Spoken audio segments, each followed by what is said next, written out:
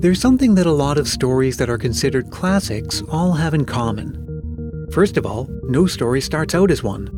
By definition, a classic story is one that earns a certain reputation for being widely admired, enduring in its appeal, important in its place in the culture, and generally regarded with a kind of reverence. And that takes time for something like that to happen. And second of all, it's often true that there is a very long gap between the time of its release and its ascension to classic status. When The Great Gatsby was published in 1925, it was kind of a flop. It sold only half as well as Fitzgerald's earlier 2 novels, and the publisher still had unsold copies sitting in boxes 15 years later at the time of Fitzgerald's death. It would take decades for The Great Gatsby to rise to the status it enjoys now. Or, bringing things back into our wheelhouse, what about A Christmas Story? That movie was a modest success at best when it was released in 1983. Today, it's considered a classic. You might be surprised to learn that one of the undisputed classics of Christmas movies, and movies in general, followed a similar trajectory. It's a Wonderful Life is inescapable during the holiday season, and maybe you've been assuming all these years that it's due to its strength as a story well told about an everyman who's given a chance to see the value he brings to the world. A feel-good story with likable characters and universal themes. But that's only a small part of it. The rest has to do with the quirks of American copyright law, TV movie marathons, and a big screen feature that found a second life on the small screen. I'm Brian Earl. This is Christmas Past. You'd be forgiven for thinking that It's a Wonderful Life is so widely loved because it's a modern American take on A Christmas Carol, in which a troubled protagonist gets help from a spirit to appreciate the life he has. George Bailey is on the brink of suicide when Clarence Oddbody, an angel, is sent from heaven to set him right. But that's just not the whole story. The story began as a short story called The Greatest Gift by Philip Van Doren Stern. He had tried to get it published and didn't find any interest, so he put it in a Christmas card one year and sent it out. And that's where it got the attention of execs at RKO, who eventually got it to Frank Capra. That's Alonso Duralde, a frequent guest here on Christmas Past. He's the film reviews editor for The Wrap, as well as a podcaster and the author of the book Have Yourself a Movie Little Christmas. So it failed as a viable short story, but succeeded as a viable movie idea, which is hard to believe by today's standards. The whole plot is based on an attempted suicide.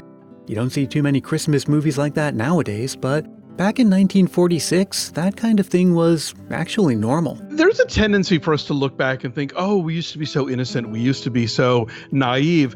But you have to remember, this is right on the heels of World War II. So people had lost loved ones. People were following in the news, on the radio, in the newspapers every day, stories about bombings and refugees. And, we had kind of collectively gone through this tragedy. And so you look at films at the time and they actually are a lot darker than often a mainstream movie would be now. Christmas in Connecticut opens with a U-boat sinking a U.S. ship, and there's only 2 survivors.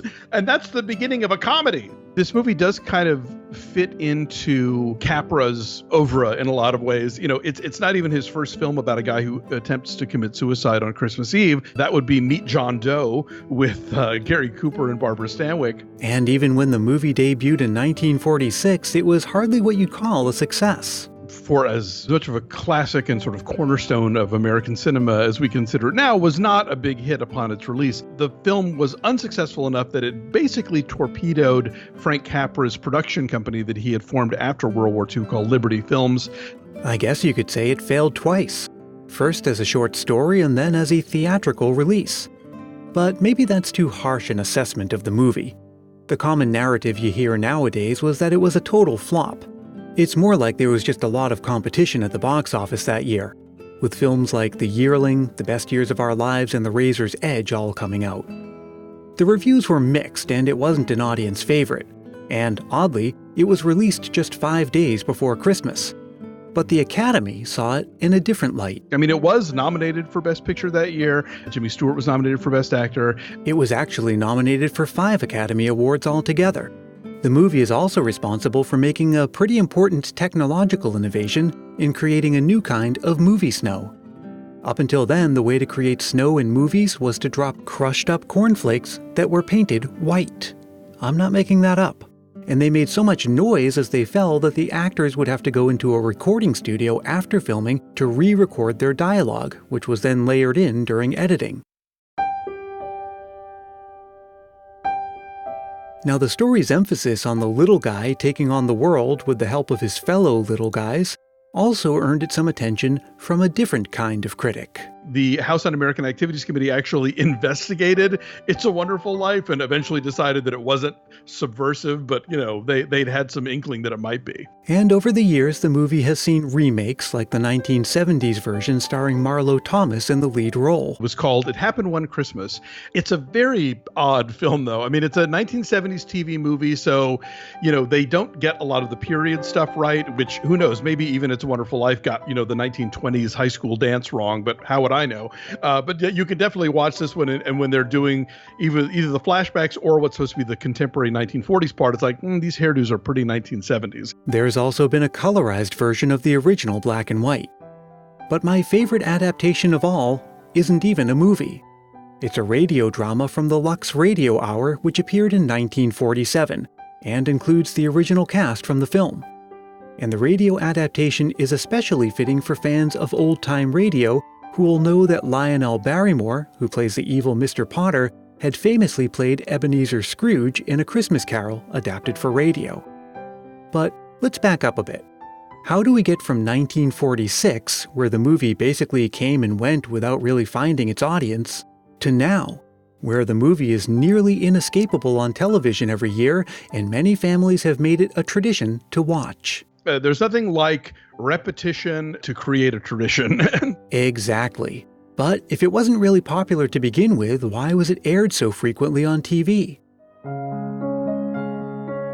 The rights to the film had changed hands a number of times due to mergers and acquisitions. In the 1950s, National Telefilm Associates owned the rights to the film and the story it was based on. But those rights lapsed in 1974.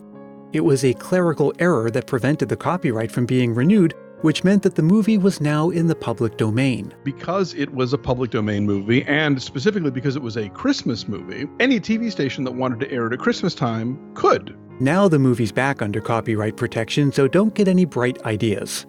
But it's fair to say that much of the film's status as a holiday staple comes from TV stations taking advantage of free content in the early 1970s. And by the late 1970s and early 80s, the movie had become synonymous with Christmas television viewing. Now, speaking of the 1980s, which is scientifically proven to be the best decade for being a kid at Christmas, watching It's a Wonderful Life wasn't the only thing creating fond and lasting Christmas memories. Nope. It was a wonderful life for Mandy in Virginia, but for a different reason, as she shares in this Christmas memory.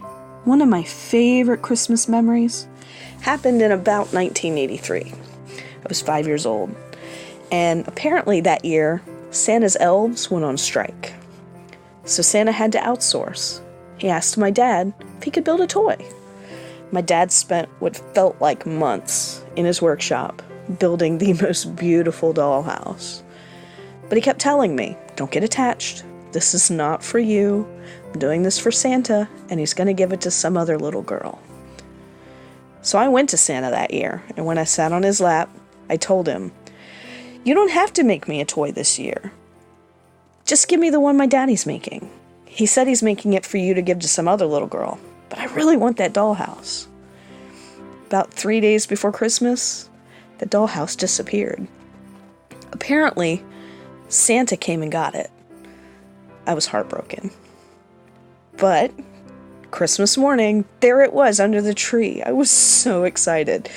I guess Santa knew exactly how much I wanted that dollhouse.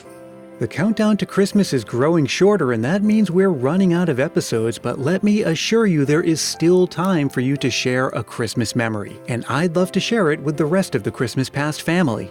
It's super easy to do. Just record a voice memo into your phone and send it to christmaspastpodcast@gmail.com. Keep it to about a minute, make sure it's clean and family friendly, and be sure to say your name and where you're from.